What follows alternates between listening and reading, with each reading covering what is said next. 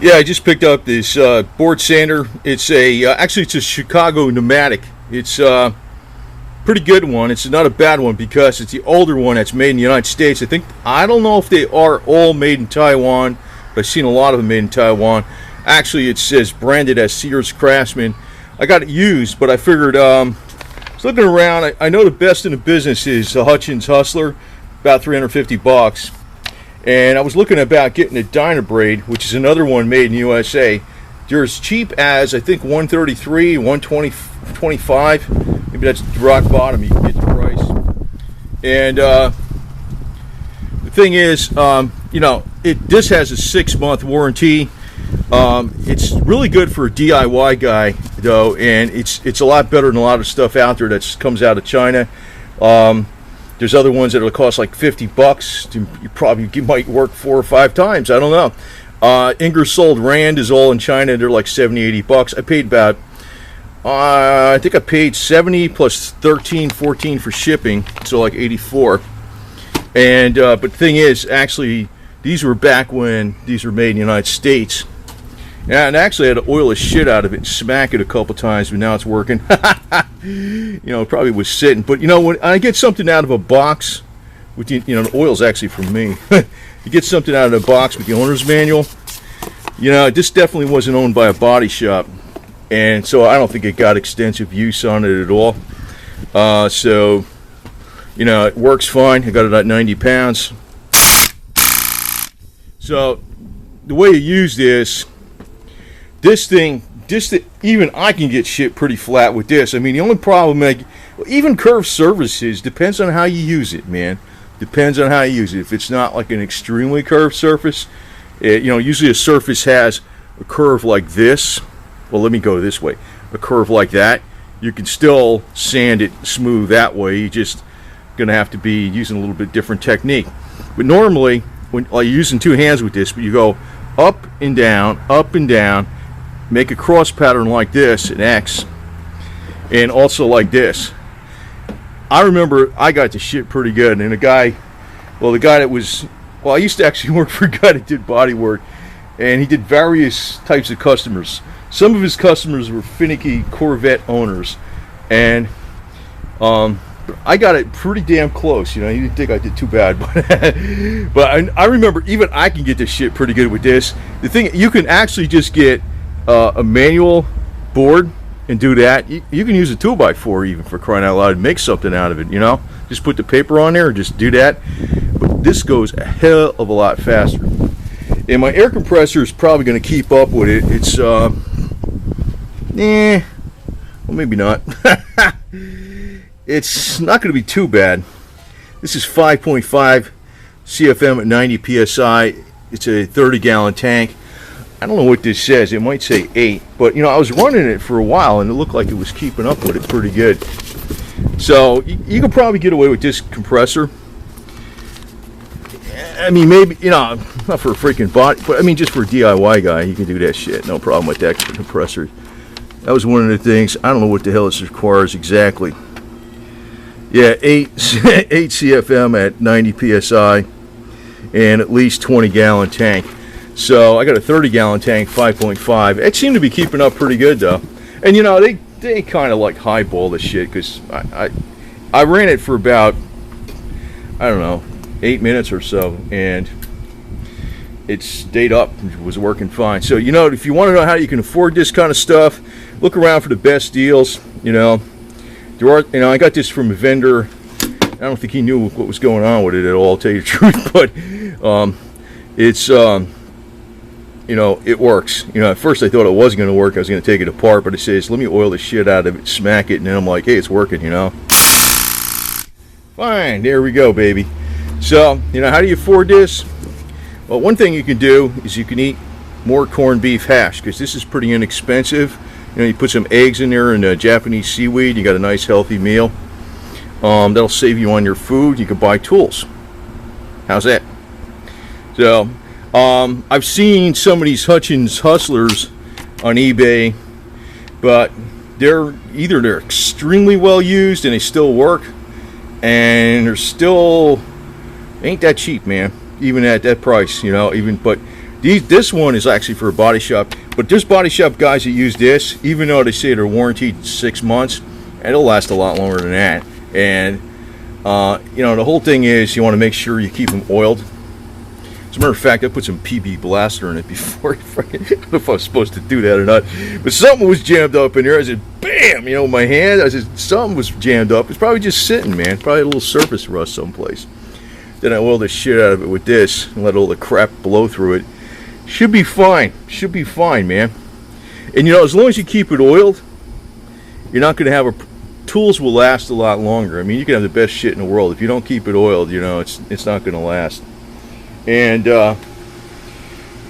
this air compressor is just perfect for me, man. So I mean, I got it off. You could see, actually, it holds air too. I mean, I was, you know, as long as I have the regulator off, and I got some other crap to catch the water with this and stuff.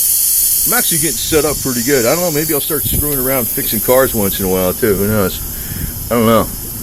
I'm like, I got something against the professional people. I'd rather be a professional in a real sense, because I was used to do this when I was going to school, man. I said, what the fuck? But anyway, yeah, it's this is the big difference. This was the big thing I saw though here. If I don't know if you can read that, made in the USA. And you know, these are, I don't know exactly. I think they're 100 something today, brand new from Taiwan, and they're probably pretty close to the USA type, you know, but maybe not. I'm not sure. So anyway, you know, I'm glad I got this. But you know, it says Sears Craftsman, but basically, you know, Sears don't make nothing. It's really a Chicago Pneumatic, American-made Chicago Pneumatic. Look around for some good deals. I look around real careful, and you know, even if you got screwed on the freaking deal, you know, usually. What is it? Usually it's an O-ring. You know, you can take it apart. Maybe there's some O-ring in there that's bad or some crap. Clean it up or whatever the hell it is. If you keep it well oiled, you know, actually I would recommend for the DIY guy. I was going to get this, the Dynabrade. It's the Red Series. The Red Series is, they got like professional series and they got the Red Series on this brand. Now this ain't commercial now. I'm just telling you what I was researching. Made in USA. It's a 6-month warranty on the Red brand, but I think if you're a DIY guy, man, that thing will last you for like mega years, especially if you keep it oiled. And you know, I'm just going by memory. I don't even know what that. I'm just telling you, I'm going by memory to tell you the truth. I think there is some special air compressor, air tool oil and stuff. But you know, I'm just going by what the guy taught me many decades ago. Marvel Mystery Oil. That's what we always used. That's what we always used. So good shit, man. A lot cheaper than buying. You know, name brand air tool oil. So glad I got it. Now I got too many other projects going right now, but I got some more things to be doing. But I'm getting pretty much set. And yeah, I want to actually add on this video. Like I put out a video about using Cosmoline, which is the military stuff. Even though it's not related to that air tool, one of the things that was holding me up on this doing this was. I was thinking about on the inside, I can get on the inside of the doors, but the inside of those quarter panels, and the inside of like even the door posts and stuff like that, you know, I was thinking about what the hell was I going to do if there's rust back there. You know, I'm not going to garage this car. Like, I mean, I keep it under cover, but I'm going to be using it out in rotten weather. I take it down to dirt roads. I don't give a shit, you know. I mean, I do give a shit, but I want to find out a way to keep it rust-proofed as all hell. Cosmoline. That's the stuff. I just thought of it last night, and I looked up, and there's some products out there even more specific for cars that I want to actually add this on the end of this video, because if you're into doing this stuff, a lot of times what you're doing is fixing rust. You want to get behind that rust, even if you know you can't get behind there physically with your hand. You want to put an access hole in there.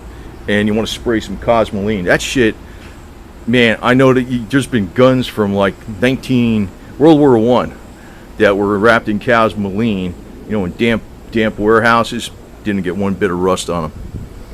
And some of the stuff they sell today, it's even paintable and it's weld through. So you can have Cosmoline on something and it's self-healing too. It scratches, it's self-healing. I want to just put that tip again on this video because When I saw that stuff, and I saw there's certain brands, there's certain types of cosmoline out there, even specific for cars. Pretty expensive stuff, but well worth it, man. You want to get behind everything. Even though it's not related to what I just said about that air sander, you want to get behind all this shit. You want to get in here, you want to get behind, you know, I got some rust here. I'm going to weld this up, but I want to make sure I'm going to get cosmoline all behind this, all in the rocker panels, everything, all inside the frame.